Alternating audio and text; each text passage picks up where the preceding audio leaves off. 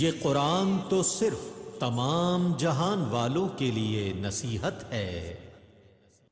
اعوذ باللہ من الشیطان الرجیم، بسم اللہ الرحمن الرحیم۔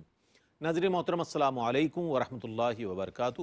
میں ہوں آپ کا میزبان محمد رئیس احمد، اور پیش کیا جا رہا ہے پروگرام پیغام قرآن۔ تلاوت قرآن کریم کے لیے ہمارے درمیان موجود ہیں ممتاز و معروف قاری جناب قاری نعمان نعیمی۔ السلام علیکم ورحمۃ اللہ وبرکاتہ۔ وعلیکم السلام ورحمۃ اللہ۔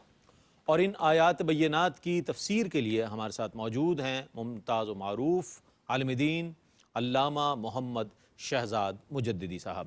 السلام علیکم ورحمۃ اللہ وبرکاتہ۔ وعلیکم السلام ورحمۃ اللہ وبرکاتہ۔ الحمدللہ ناظرین گرامی، اللہ تعالیٰ نے یہ سعادت آپ کو اور ہمیں عطا فرمائی ہے کہ قرآن کریم کی تلاوت، ترجمہ اور تفسیر کا سلسلہ جاری و ساری ہے۔ تو آئیے قرآن کریم کی آیات بینات اور ترجمے سے اپنے قلوب و اذہان کو منور کرتے ہیں۔ ملک ممتاز و معروف قاری جناب قاری نعمان نعیمی ہمارے ساتھ موجود ہیں۔ جی بسم اللہ۔ اعوذ باللہ من الشیطان الرجیم، بسم اللہ الرحمن الرحیم۔ ليس البر أن تولوا وجوهكم قبل المشرق والمغرب ولكن البر من آمن بالله واليوم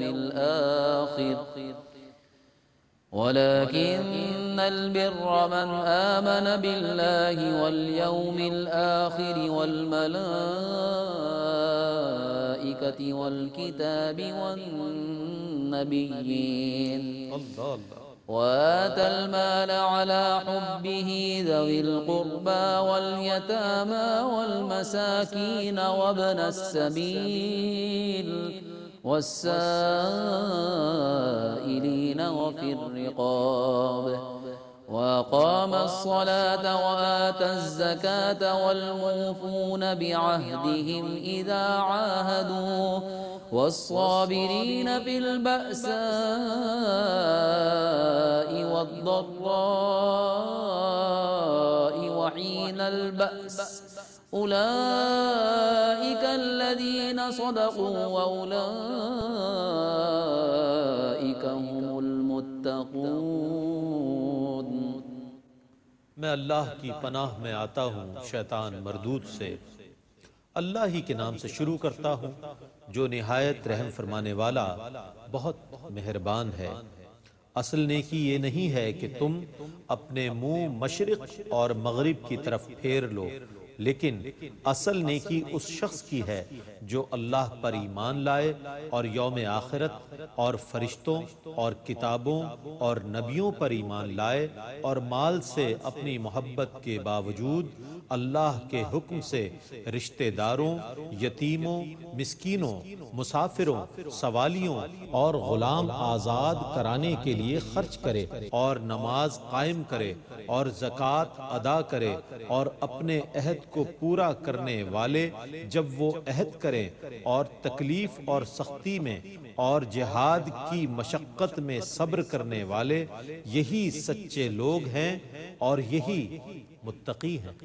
يا أيها الذين آمنوا كتب عليكم القصاص في القتلى الحر بالحر والعبد بالعبد والأنثى بالأنثى فمن عفي له من أخيه شيء فاتباع بالمعروف وأداء إليه بإحسان ذلك تخفيف من ربكم ورحمة فمن اعتدى بعد ذلك فله عذاب أليم۔ اے ایمان والو، تم پر مقتولین کے خون ناحق کا بدلہ لینا فرض کیا گیا ہے، آزاد کے بدلے آزاد، غلام کے بدلے غلام، اور عورت کے بدلے میں عورت۔ سو جس قاتل کے لیے اس کے بھائی کی طرف سے کچھ معاف کر دیا گیا تو اس کا دستور کے مطابق مطالبہ کیا جائے اور نیکی کے ساتھ اس کی ادائیگی کی جائے۔ یہ حکم تمہارے رب کی طرف سے تخفیف اور رحمت ہے۔ پھر اس کے بعد جو حق سے تجاوز کرے اس کے لیے دردناک عذاب ہے۔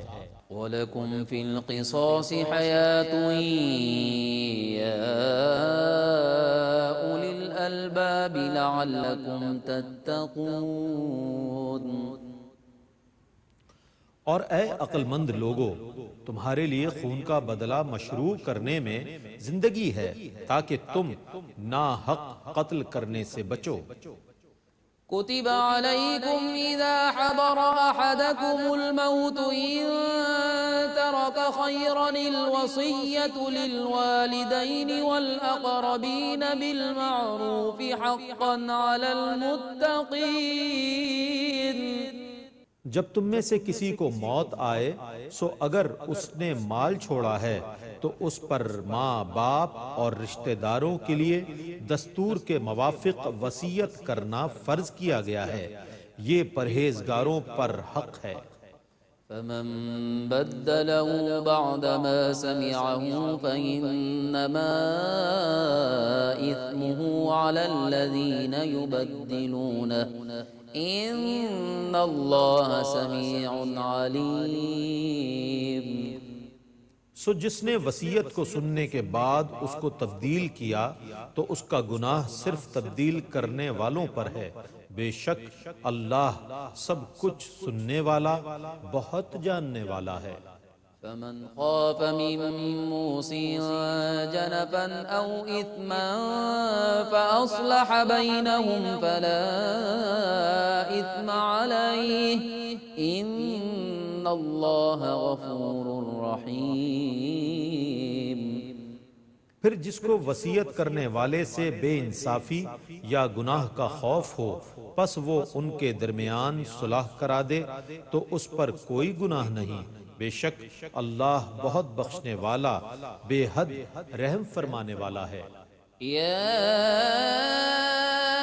ایہا الذین آمنوا کتب علیکم الصیام کما کتب علی الذین من قبلکم لعلکم تتقون۔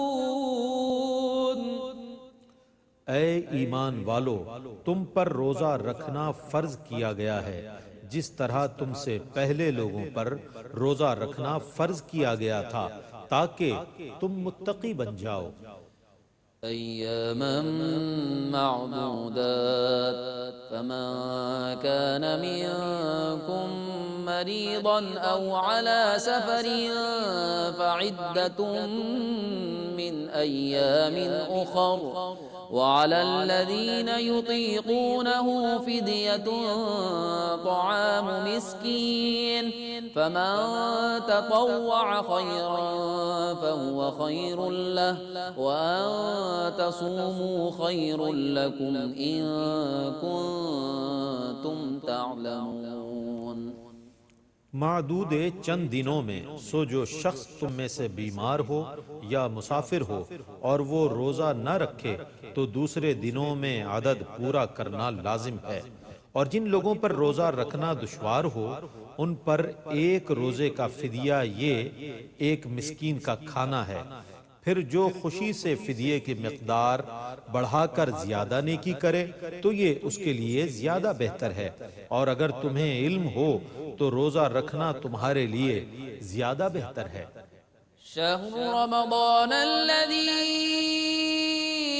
انزل فیہ القرآن هدى للناس وبینات من الہدى والفرقان فمن شہد منکم الشہر فلیصمه ومن كان مريضا أو على سفر فعدة من أيام أخر يريد الله بكم اليسر ولا يريد بكم العسر ولتكملوا العدة ولتكبروا الله على ما هداكم ولعلكم تشكرون۔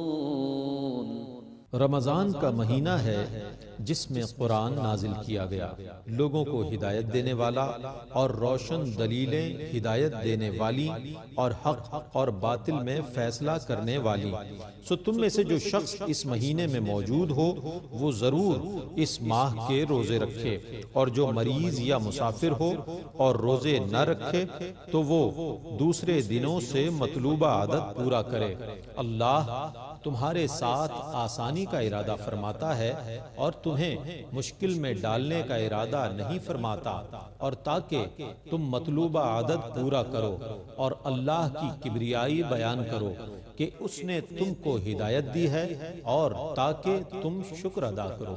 وَإِذَا سَأَلَكَ عِبَادِي عَنِّي فَإِنِّي قَرِيبٌ أُجِيبُ دَعْوَةَ الدَّاعِ إِذَا دَعَانِ فَلْيَسْتَجِيبُوا لِي وَلْيُؤْمِنُوا بِي لَعَلَّهُمْ يَرْشُدُونَ۔ اور اے رسول، جب آپ سے میرے بندے میرے متعلق سوال کریں تو آپ فرما دیں کہ بے شک میں ان کے قریب ہوں، دعا کرنے والا جب دعا کرتا ہے تو میں اس کی دعا قبول کرتا ہوں، تو چاہیے کہ وہ بھی میرا حکم مانے اور مجھ پر ایمان برقرار رکھے تاکہ وہ کامیابی حاصل کرے۔ أحل لكم ليلة الصيام الرفث إلى نسائكم هن لباس لكم وأنتم لباس لهن علم الله أنكم كنتم تختانون أنفسكم فتاب عليكم وعفى عنكم فالآن باشروهن وابتغوا ما كتب الله لكم وكلوا واشربوا حتى يتبين لكم الخيط الأبيض من الخيط الأسود من الفجر ثم أتموا الصيام إلى الليل ولا تباشروهن وأنتم عاكفون في المساجد تلك حدود الله فلا تقربوها كذلك يبين الله آياته للناس لعلهم يتقون۔ تمہارے لیے روزے کی رات میں اپنی بیویوں کے پاس جانا حلال کر دیا گیا، وہ تمہارے لیے لباس ہیں اور تم ان کے لیے لباس ہو۔ اللہ کو علم ہے کہ تم اپنے نفسوں میں خیانت کرتے تھے، سو اللہ نے تمہاری توبہ قبول فرمائی اور تمہیں معاف کر دیا، سو اب تم چاہو تو ان سے عمل زوجیت کرو، اور جو اللہ نے تمہارے لیے مقدر کر دیا ہے اس کو طلب کرو، اور کھاتے پیتے رہو یہاں تک کہ فجر کا سفید دھاگا رات کے سیاہ دھاگے سے ممتاز ہو جائے، پھر روزے کو رات آنے تک پورا کرو، اور جب تم مسجدوں میں معتکف ہو تو کسی وقت بھی اپنی بیویوں سے عمل زوجیت نہ کرو، یہ اللہ کی حدود ہیں، سو تم ان کے قریب نہ جاؤ۔ اللہ اسی طرح اپنی آیتیں لوگوں کے لیے بیان فرماتا ہے تاکہ وہ متقی بن جائیں۔ ولا تأكلوا أموالكم بينكم بالباطل وتدلوا بها إلى الحكام لتأكلوا فريقا من أموال الناس بالإثم وأنتم تعلمون۔ اور ایک دوسرے کا مال آپس میں ناحق نہ کھاؤ، اور نہ بطور رشوت وہ مال حاکموں کو دو تاکہ تم جان بوجھ کر لوگوں کا کچھ مال گناہ کے ساتھ کھاؤ۔ يسألونك عن الأهلة قل هي مواقيت للناس والحج وليس البر بأن تأتوا البيوت من ظهورها ولكن البر من اتقى وَأْتُوا الْبُيُوتَ مِنْ أَبْوَابِهَا وَاتَّقُوا اللَّهَ لَعَلَّكُمْ تُفْلِحُونَ۔ لوگ آپ سے ہلال پہلی تاریخ کے چاند کے متعلق دریافت کرتے ہیں، آپ کہیے یہ لوگوں کے دینی اور دنیاوی کاموں اور حج کے اوقات کی نشانیاں ہیں، اور یہ کوئی نیکی کا کام نہیں کہ تم گھروں میں پیچھے سے داخل ہو، لیکن حقیقت میں نیکی اس شخص کی ہے جو تقوی اختیار کرے اور گھروں میں ان کے دروازوں سے داخل ہو، اور اللہ سے ڈرو تاکہ تم کامیابی حاصل کرو۔ وقاتلوا في سبيل الله الذين يقاتلونكم ولا تعتدوا إن الله لا يحب المعتدين۔ اور اللہ کی راہ میں ان سے جنگ کرو جو تم سے جنگ کرتے ہیں، اور حد سے تجاوز نہ کرو، بے شک اللہ حد سے تجاوز کرنے والوں کو پسند نہیں فرماتا۔ وَاقْتُلُوهُمْ حَيْثُ ثَقِفْتُمُوهُمْ وَأَخْرِجُوهُمْ مِنْ حَيْثُ أَخْرَجُوكُمْ وَالْفِتْنَةُ أَشَدُّ مِنَ الْقَتْلِ وَلَا تُقَاتِلُوهُمْ عِندَ الْمَسْجِدِ الْحَرَامِ حَتَّى يُقَاتِلُوكُمْ فِيهِ فَإِن قَاتَلُوكُمْ فَاقْتُلُوهُمْ كَذَلِكَ جَزَاءُ الْكَافِرِينَ۔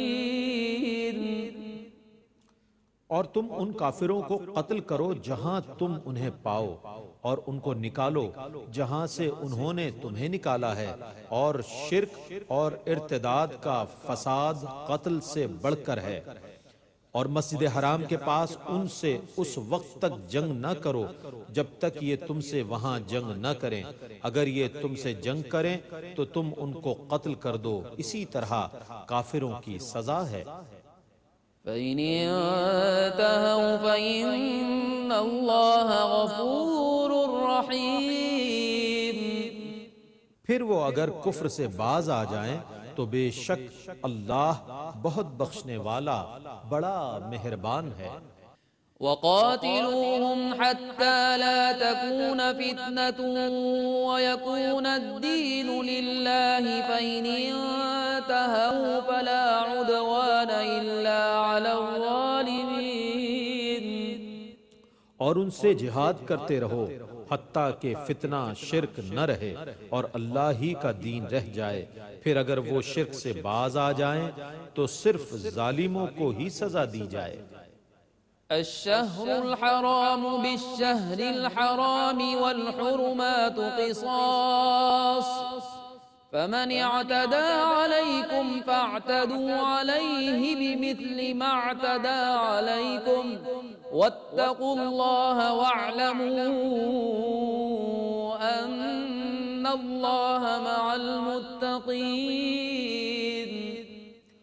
حرمت والے مہینے کا بدلہ حرمت والا مہینہ ہے، اور تمام محترم چیزوں کا بدلہ ہے، سو جو شخص تم پر زیادتی کرے تم بھی اس پر اتنی ہی زیادتی کرو جتنی اس نے تم پر زیادتی کی ہے، اور اللہ سے ڈرتے رہو اور جان لو کہ اللہ ان کے ساتھ ہے جو اللہ سے ڈرنے والے ہیں۔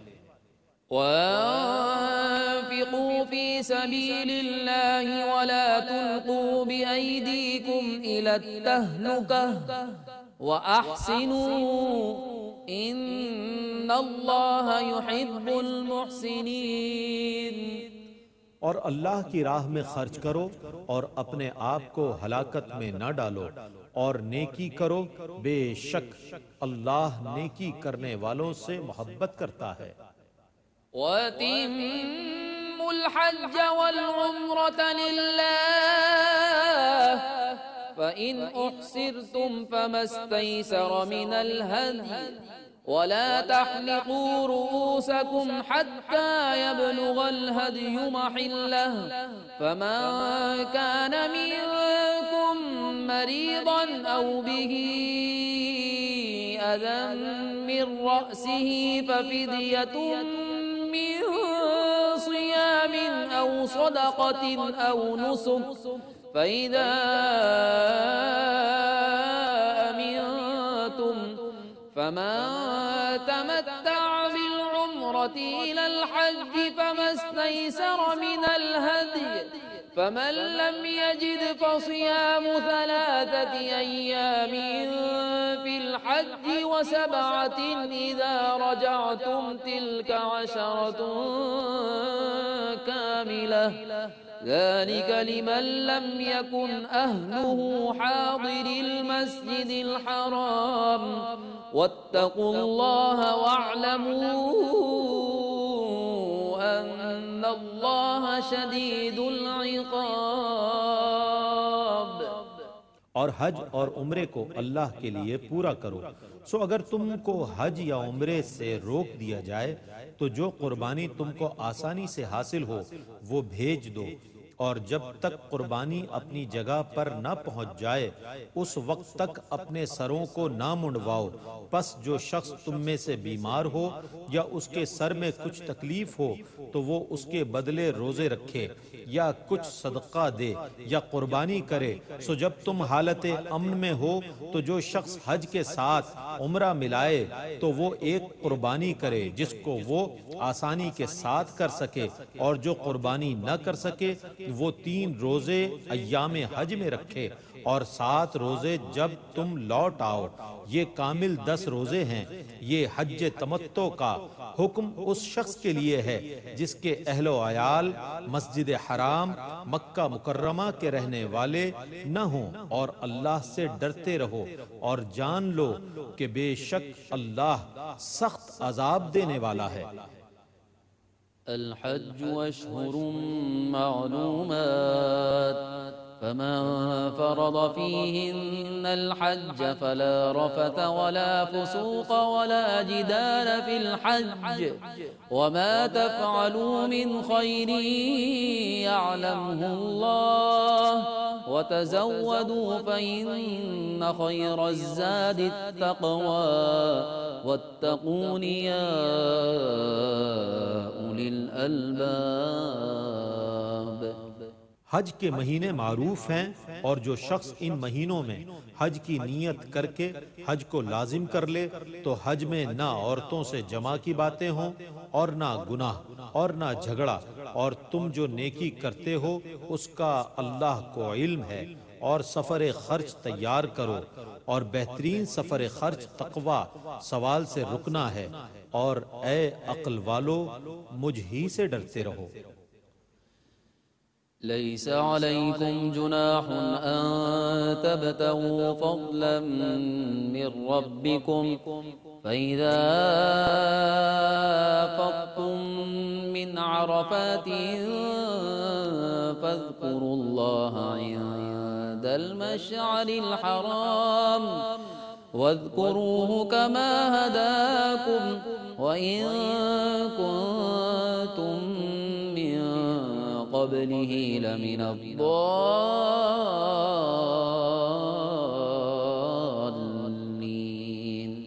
حج کے دوران اپنے رب کا فضل روزی تلاش کرنے میں تم پر کوئی حرج نہیں ہے، اور جب تم عرفات سے مزدلفہ میں واپس آؤ تو مشعر حرام کے پاس اللہ کو یاد کرو، اور جس طرح اس نے تم کو ہدایت دی ہے اس طرح اس کا ذکر کرو، اور بے شک اس سے پہلے تم ضرور گمراہوں میں سے تھے۔ ثم أفيضوا من حيث أفاض الناس واستغفروا الله إن الله غفور رحيم۔ پھر تم وہیں سے واپس آؤ جہاں سے لوگ واپس آتے ہیں، اور اللہ سے بخشش طلب کرو، بے شک اللہ بہت بخشنے والا بڑا مہربان ہے۔ فَإِذَا قَضَيْتُم مناسككم فاذكروا الله كذكركم آباءكم أو أشد ذكرا فمن الناس من يقول ربنا آتنا في الدنيا وما له في الآخرة من خلاق۔ پھر جب تم حج کی عبادت مکمل کر چکو تو اس طرح اللہ کا ذکر کرو جیسے اپنے باپ دادا کا ذکر کرتے تھے، بلکہ اس سے بھی زیادہ ذکر کرو۔ اور بعض لوگ ایسے ہیں جو کہتے ہیں کہ اے ہمارے رب ہمیں دنیا میں دے، اور ان کے لیے آخرت میں کوئی حصہ نہیں ہے۔ ومنهم من يقول ربنا آتنا في الدنيا حسنة وفي الآخرة حسنة وقنا عذاب النار۔ اور ان میں سے بعض وہ ہیں جو کہتے ہیں اے ہمارے رب ہمیں دنیا میں اچھائی عطا فرما اور آخرت میں بھی اچھائی عطا فرما اور ہم کو دوزخ کے عذاب سے بچا۔ ماشاءاللہ ناظرین، تلاوت کلام الرحمن اور ترجمہ پیش کیا گیا سعادت کی سفر میں آپ کا اور ہمارا ساتھ رہا۔ آئیے ان آیات بینات کی تفسیر کے لیے ہم چلتے ہیں علامہ محمد شہزاد مجددی صاحب کی خدمت میں۔ جناب بسم اللہ۔ بسم اللہ الرحمن الرحیم، الحمدللہ رب العالمین والصلاة والسلام علی اشرف الانبیاء والمرسلین وعلی آلہ وصحبہ اجمعین۔ ناظرین محترم، دوسرا پارہ ہے سورہ البقرہ اور اس کا تفسیری خلاصہ پیغام القرآن میں آپ کی خدمت میں پیش کیا جا رہا ہے۔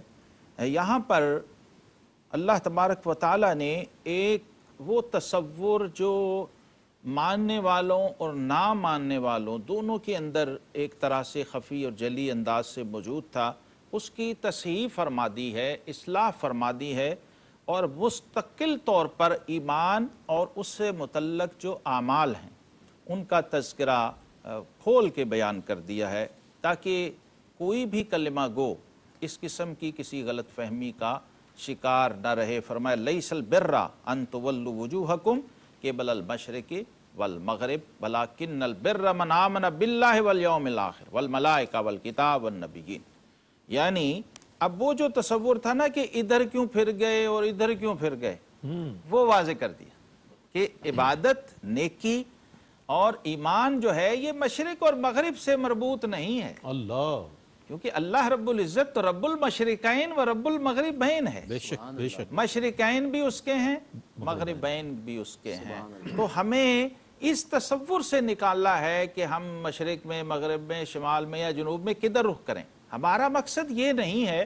ہمارا پروردگار اور ہمارا رب وہ جہت و زمان سے پاک ہے، بے شک بے شک، وہ جسم و جسمانیت سے، کیف اور کیفیت سے، مکان اور مکانیت سے پاک ہے۔ بے شک، ہم جس رب کی عبادت کرتے ہیں اور جس کو معبود مانتے ہیں وہ کسی جہت کا پابند نہیں ہے، بے شک بلکہ ساری جہتیں اس کی پابند ہیں۔ بے شک بے شک۔ یہ جو لا قبلہ ریب، ہے لا یہ ریب۔ ہماری ایک علمی ضرورت کے لیے ہمیں متعین کر کے دے دیا گیا تاکہ تمہیں عبادت میں یکسوئی میسر آ سکے، ورنہ اللہ رب العزت تو اس طرح کے کسی نشان کا بھی پابند اور محتاج نہیں ہے، کیونکہ واللہ بکل شیء محیط، وہ ہر چیز کا احاطہ کیے ہوئے ہے، کوئی چیز اس کا احاطہ نہیں کر سکتی۔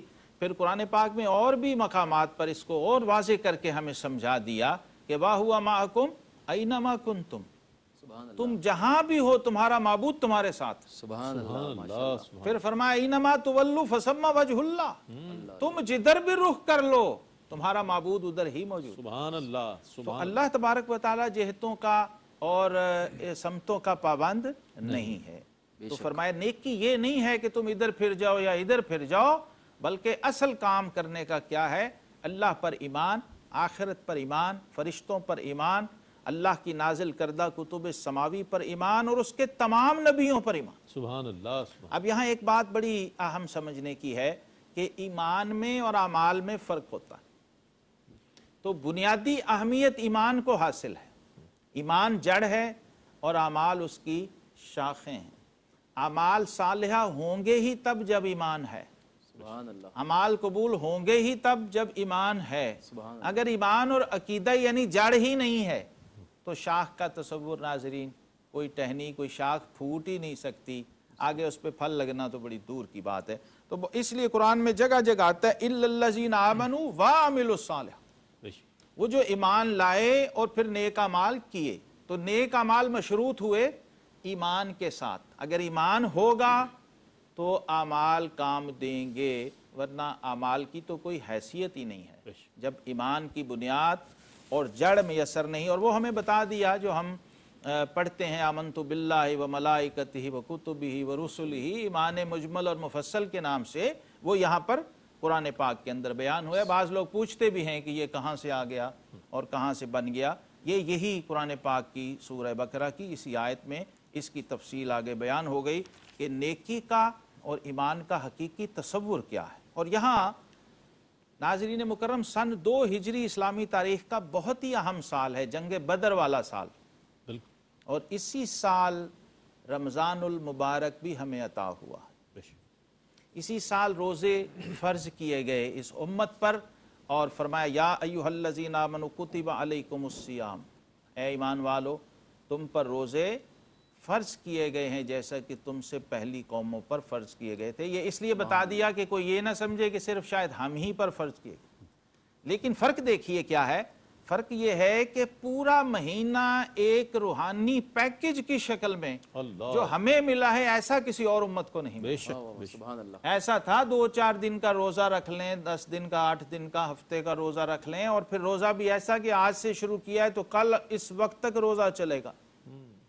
تو یہاں مزید مہربانیاں فرمائی گئیں اسی پارے میں، آگے ان آیات کا بھی تذکرہ ہے کہ وہ جو راتیں تھیں پہلے شامل تھیں روزے میں، پھر ان کو کھول دیا گیا، فرمایا احل لکم لیلۃ الصیام، تمہارے لیے جو رمضان کے روزوں کی راتیں ہیں وہ حلال کر دی گئی ہیں، ورنہ پہلے تم باؤنڈ تھے اور پابند تھے۔ تو ایک تو روزوں کی فرضیت کا تذکرہ آ گیا اس مقام پر، اور دوسرا ماہ رمضان کا قرآن سے تعلق، وہ بھی اسی مقام پر اگلی آیتوں کے اندر ان کا ذکر بھی آ گیا۔ شہر رمضان الذی انزل فیہ القرآن ھدی للناس وبینات من الہدی والفرقان۔ سبحان اللہ۔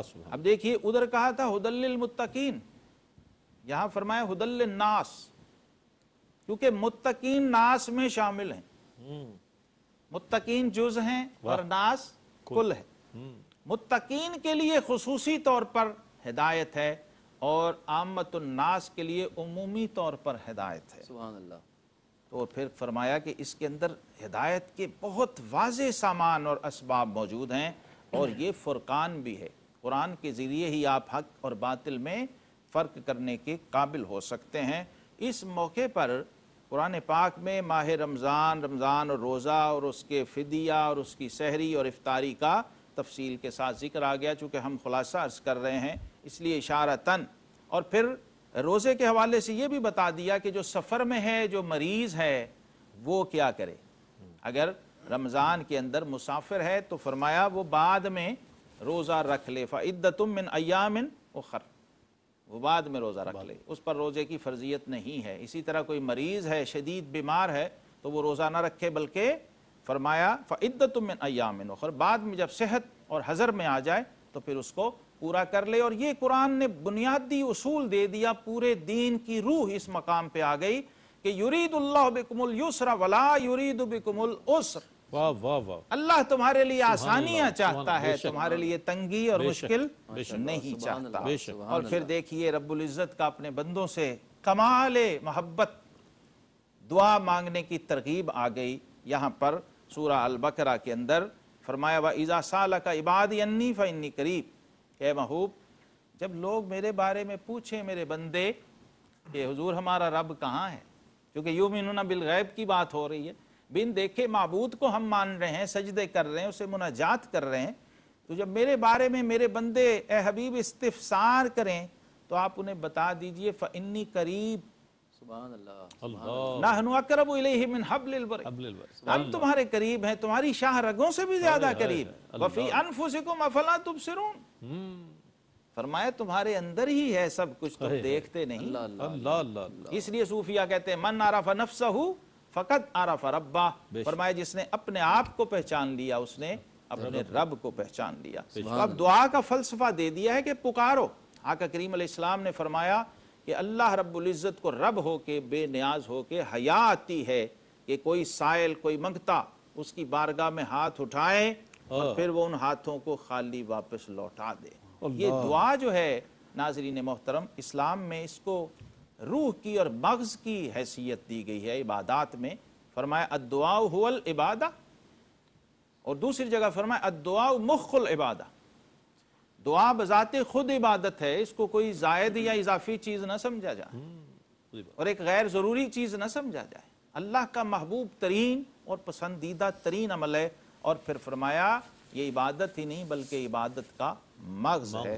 اس لیے خشوع سے، للہیت سے، اخلاص و حضوری کے عالم میں اور یقین کامل کے ساتھ اپنے رب سے جب دعا مانگی جائے تو وہ یقیناً قبول ہوتی ہے، رد نہیں ہوتی، اور بندہ یہ جان لے کہ میں جس سے مانگ رہا ہوں وہ میرے بہت ہی قریب ہے، وہ مجھے سن بھی رہا ہے، مجھے دیکھ بھی رہا ہے، وہ سمیع بھی ہے، علیم بھی ہے اور بصیر بھی ہے۔ تو اللہ نے یہاں پر خود ضمانت دی ہے کہ جب وہ دعا مانگے گا فَلْيَسْتَجِيبُوا لِي، ایک تو چاہیے کہ مجھ ہی سے مانگے، میری ہی طرف رجوع کرے، اور پھر ایمان کے ساتھ، کمال ایمان کے ساتھ مانگے تو ضرور ملے گا۔ یہاں پر ایک اور اہم نقطہ سورہ البقرہ کے اندر اٹھایا گیا ہے، آیت نمبر 188 کے اندر فرمایا وَلَا تَأْكُلُوا أَمْوَالَكُمْ بَيْنَكُمْ بِالْبَاطِلِ، اے لوگو آپس میں ایک دوسرے کا مال ناحق نہ کھاؤ، اس کو حرام قرار دیا گیا۔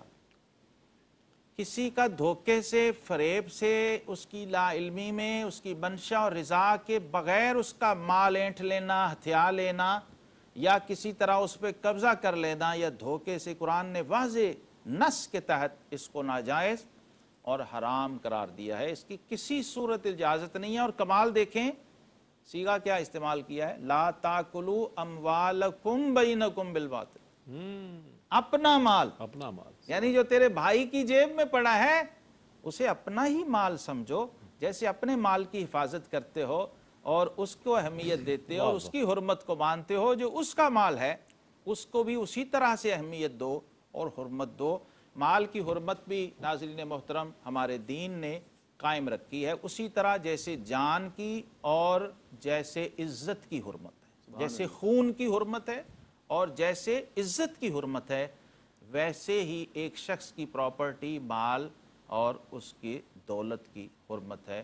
اس لیے فرمایا من قتل دون مالہ فہو شہید، جو اپنے مال کی حفاظت میں مارا گیا وہ بھی شہید ہے۔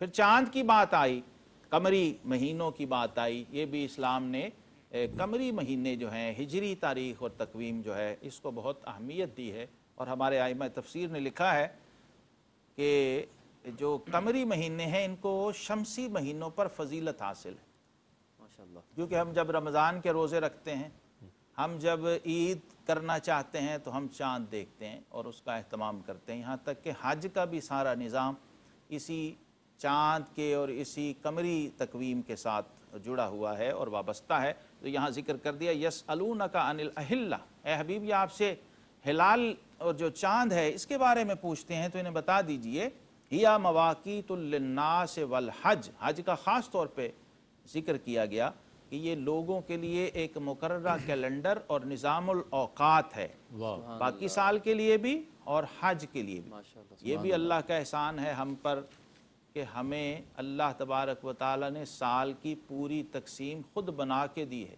سبحان اللہ۔ یہ بھی قرآن کا اعجاز و کمال ہے کہ ہمیں بتا دیا گیا کہ ان عدت الشہور عند اللہ 12 شہرا، اللہ کے نزدیک مہینوں کی گنتی 12 ہے، اور یہ کب سے ہے؟ جب سے اللہ نے زمین و آسمان بنائے، سبحان اللہ، اور اس میں پھر 4 کو حرمت دی گئی۔ اور انسانی جان کی حرمت کا ذکر بھی دیکھیے قرآن پاک نے اسی روح کے اندر اور اسی مقام پہ دوسرے پارے میں بڑے اہمیت سے ذکر کیا، اور فتنہ کو اشد من القتل فرمایا، ایسا فتنہ جس سے کسی کی جان، کسی کی مال، کسی کی عزت خطرے میں پڑ جائے اور محفوظ نہ رہے، اس کو قتل سے بھی اشد فرمایا۔ اللہ اکبر۔ قتل کے بارے میں یہ ہے کہ جس شخص نے کسی ایک جان کو قتل کیا گویا اس نے پوری انسانیت کو قتل کیا، تو اب اندازہ کیجئے کہ فتنہ جو ہے اس کو اشد من القتل کہا جا رہا ہے، تو اس کا کیا عالم ہوگا۔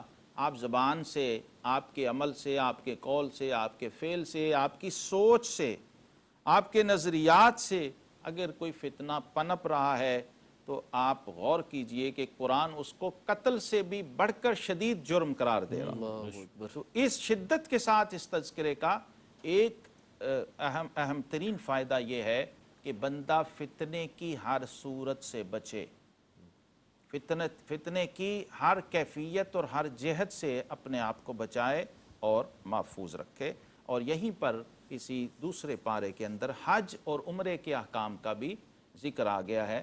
فرمایا وَأَتِمُّ الْحَجَّ وَالْعُمْرَةَ لِلَّهِ، حج اور عمرہ جو ہے اللہ کے لیے کرو۔ سبحان اللہ۔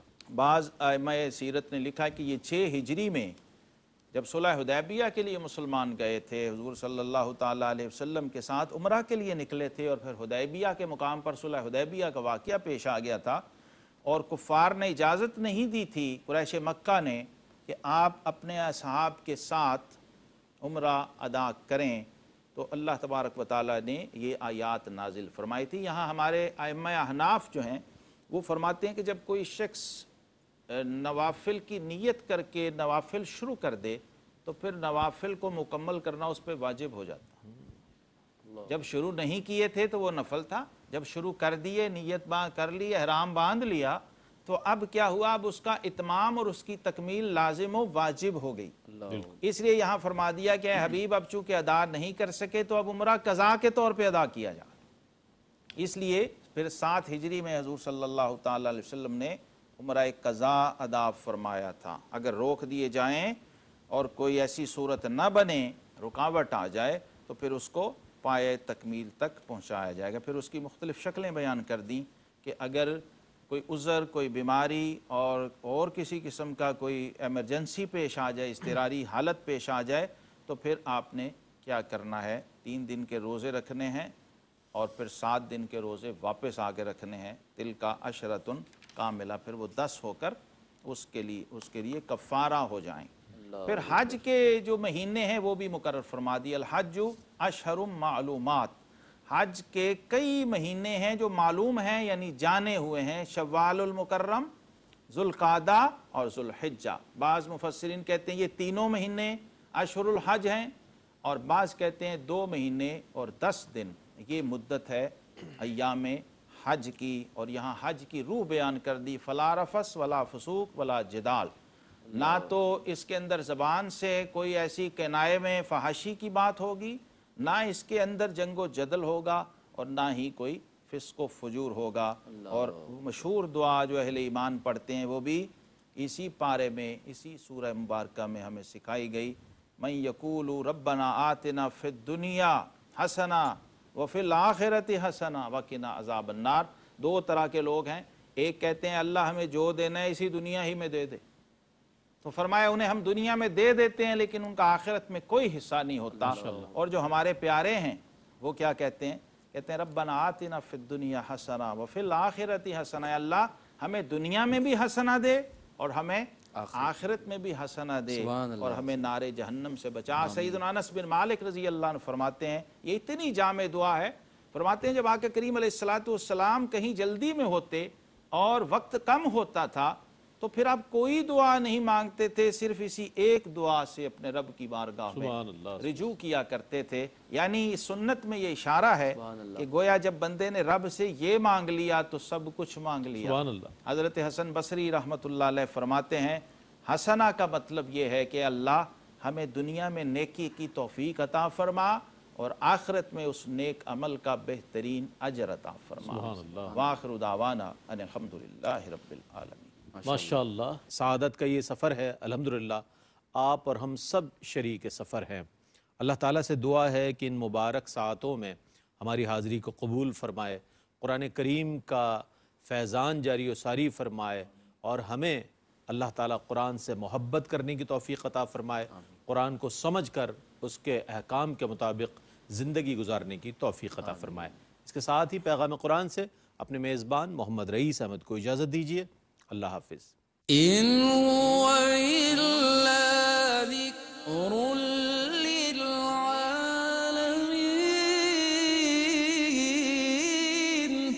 یہ قرآن تو صرف تمام جہان والوں کے لیے نصیحت ہے۔